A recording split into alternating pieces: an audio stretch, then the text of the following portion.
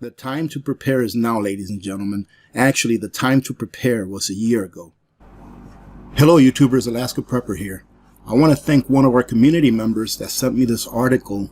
I read through it and it's very relevant as to what is going on now and what will continue to go on in the future, in my opinion. And please stay till the end because I have a very short excerpt from a document that another community member sent me that is, in my opinion, the scary part of why you really need to be prepared, not just for a month or two, but for the future. As you can see, the title states, Brisket, Ramen, and Toilet Paper. Grocery stores enforce product purchase limits as health crisis cases surge. Supermarkets and other retailers nationwide are taking action to ward off the bare shelves and hoarding of toilet paper and other basic supplies that defined the first several weeks of this health crisis. One notable step shoppers will notice as they fill their carts, whether online or in store, is the reintroduction of purchase limits on certain items. While not every retailer is setting limits just yet, Phoenix-based Chain Sprouts Farmers Market, for example, tells Yahoo Life that it has yet to do so, but it will be making arrangements ahead of the holiday season. Many are taking proactive measures that they hope will prevent the supply chain disruption and panic shopping of the spring. In addition to capping select purchases, say only 2 packs of disinfecting wipes at a time, those measures may also include optimizing distribution channels and increasing inventory. Throughout this health crisis, Target has focused on getting guests the essentials they need at an everyday low price. Our teams have quickly adjusted to changes in consumer demand, like the surges we saw this spring and the rapid shift to countless shopping options we experienced throughout the summer and fall. To ensure as many guests as possible can find the items they need, we've taken measures such as coordinating stores, distribution centers, and suppliers so that the things our guests need most, cleaning supplies, food, over-the-counter medication, and baby products, are fast-tracked through the supply chain and prioritized for restocking. Sending more inventory to stores than ever before to ensure Target has the most in-demand items this holiday season, and placing limits on products like toilet paper, disinfectant wipes, flushable wipes, hand and face wipes, multi-purpose spray cleaner, gloves, and more. We'll adjust limits as needed and respectfully ask all guests to consider their immediate needs and purchase according so more families can find the products they need. So, ladies and gentlemen, we're getting to a point that no matter how much money you do have, you're only going to be able to purchase a certain amount. I saw a show not too long ago of a family that went shopping. I think it was for a family of 16. How can a family of 16 get by with the limits that some of these stores are setting?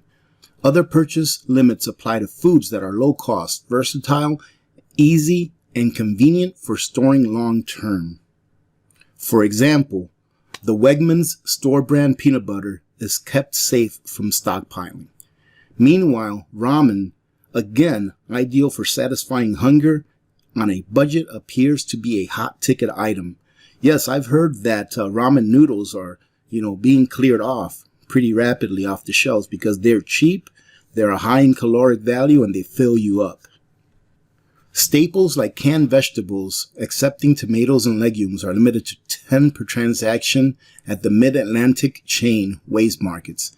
And at Basha's, the Arizona-based family-owned supermarket chain, rice and beans fall on the restricted list with a limit of 2 per transaction. Sugar and flour are also capped, as are cold and flu over-the-counter medications. If you've been tracking my payday preps, ladies and gentlemen, sometimes I will buy things that no one else is thinking about. For example, I think it was maybe a month and a half ago, I did a payday prep where I bought a whole bunch of over-the-counter medications. I bought Band-Aids and things like that. If there are things that you know you're going to need and there's no caps on them now, get them now while you can. Because if you know you're going to use them in the future and they're not putting restrictions on them now, why not get them now while they're still available and they are still abundant on the shelf? These are some of the stores that are putting restrictions on items, just to give you an idea of what items are being restricted throughout our country. It says here, Albertsons. Because supply can vary from market to market, customers should check with their local store about specific stock levels and purchase limits. I think this is pronounced Bashaz.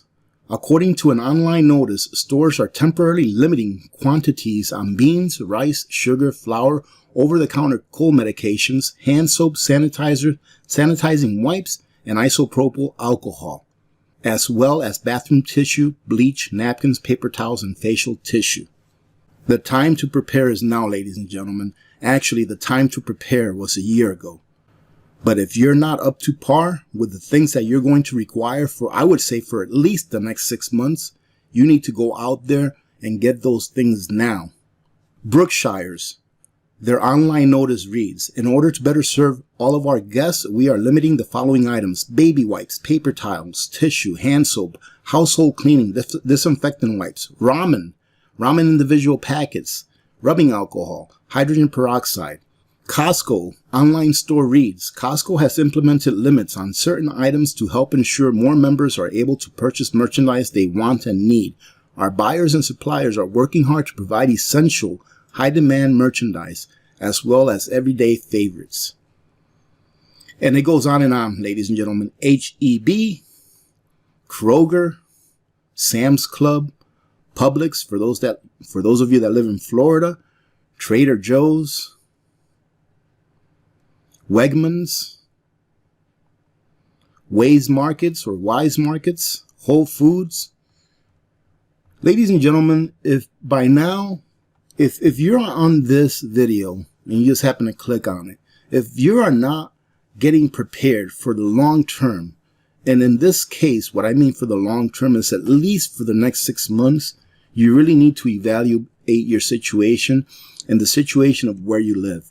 Because even if the store shelves are stocked right now where you live, that can change in an instant, as evident to what happened last February and March when this health crisis took off. Many say it's not a big deal. Many say it is a big deal, this health crisis. It doesn't matter. It doesn't matter whether it is a big deal or not. What matters is that it's having a major influence on the way that our stores are stocked. It is having a major influence on how you can get your food and how much food and or supplies you can get at any given time. Things are only getting more expensive as the days go on. And people are going to do what people do. Once the next wave of this thing hits, the next lockdown, whatever you want to call it, people are going to go out there the day before or a couple days before, and they're going to empty out the shelves. So don't find yourselves in the middle of a melee for toilet paper. All right, ladies and gentlemen, and I just want to go ahead and read for you this quick excerpt from a document that seems to be legitimate. Now, ladies and gentlemen, I'm going to go ahead and leave a link to this document and the article that I just read all the way at the bottom of the description of this video. However, I want you to take a look at this. This is a document that was published back in July of 2020. All right, so a few months ago. It's by Johns Hopkins and Texas State Anthropology. And I want you to just go ahead and focus on this one excerpt that I pulled from this. Do you remember a while back, maybe on more than one of my videos, me stating that there will come a time when the pain that is being felt by the people as a whole will be so much pain. And what I mean by pain, I mean they can't get food. They don't have money for housing. They just don't have any money because they lost their job. The stimulus ran out. They're not getting any more $600 a week or any kind of stimulus whatsoever. Remember, I told you that the pain will come to a point where people will be begging for whatever it is that the powers that be want us to do so that they can just be able to feed their family and keep a roof over their heads. Don't let that be you, ladies and gentlemen. Local and state public health agencies should explore collaboration with interagency and non-government partners to bundle this magical cure with other safety net services. So what are they stating right there in all bold? What they're saying is that local agencies and or state and or government and or non-governmental agencies that provide a service to the public, a service that the public needs, for example, food assistance, that they are to bundle the magical cure with these services. Meaning that if you don't take that magical cure that they're going to ask you to take, that you will not be allowed to have these services. For example, the WIC nutrition program serves as a key mechanism for connecting low-income pregnant women with nutrition support and clinical services and screenings, and promotion are built into the WIC program. So I left out the two bad words there, right, ladies and gentlemen, because I don't want this video to be blocked. I want as many people to see it as they can see it. But what they're saying is that if you are not willing to take that miracle cure, you will not be able to get these services. So in one hand, the economy has pretty much been decimated. The middle class has pretty much been decimated in this country. And we are going to make sure that it continues to be decimated by doing more lockdowns. And now all of these people, all of these tens, and I would say even more than 100 million people that have become reliant on these services that are provided at no cost to them, all of these people are now going to have to bow down to the system and do what the system wants them to do in order for them to continue to receive those entitlements / benefits. Who knows? There may come a day where the government says, hey, listen, AP, if you want to continue to get your retirement check, you're going to have to go ahead and take the miracle cure. That's where we're headed, ladies and gentlemen, in my opinion. Okay? I could be wrong. I hope I'm wrong. But what my eyes see, what I see when I look around, is that that's where we're headed. I actually found a turkey. I'm supposed to go pick it up today, by the way. So listen, there's a couple of you that have actually reached out to me and told me that you would get me a turkey. But ladies and gentlemen, please don't do that. I have a very nice gentleman who lives far, far away from here that said he was going to mail me a turkey. And I could only imagine how much that would cost in shipping. I emailed this fine person back and I told him, please don't do that. I do not want any of you guys to go through the expense of doing something like that. And I told this gentleman that worst case scenario is that I don't find one, but we'll be okay. I mean, we'll be okay. Worst case scenario is that I'll go ahead and grab a quart of turkey that I processed last year. All right. But I just wanted to say real quick that I really appreciate you for trying to do that. I hope that you did not go through the expense of shipping one out before I contacted you. I did call my commissary yesterday and I asked them if they had any turkeys and they said yes. And the lady's asking, why are you asking? We have turkeys. And I said, well, I went in there a while back. They didn't have any turkeys. I said, and then I called a friend of mine that works and lives on base. And they said that the last time they went in there a few days ago, they didn't have any turkeys. And I was assured that there are some turkeys there. So I'm going to go there and pick one up today. And some people were asking on the comments, what's the big deal if there's no turkey? It's a big deal to me, ladies and gentlemen. I feel that having a turkey in Thanksgiving, for those people that like turkey and that eat meat, I feel that having a turkey in Thanksgiving is just part of our culture. Some people have ham or something like that, but it's just part of our culture.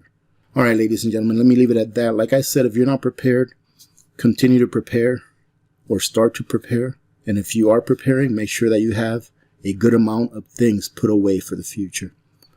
I am going to try to have another video out later on this evening. It's another review. I've been doing a few reviews lately and I've got a couple more to do, but these are some pretty cool items that I want you guys to take a look at. All right. Having said that, remember to be good to each other. When good people do good things happen. Remember to reach one, teach one, and repeat. If we all did this, the world would be a better place, and you know that it will be a better place. Many blessings to all of you and your families. This is Alaska Prepper. I'm out.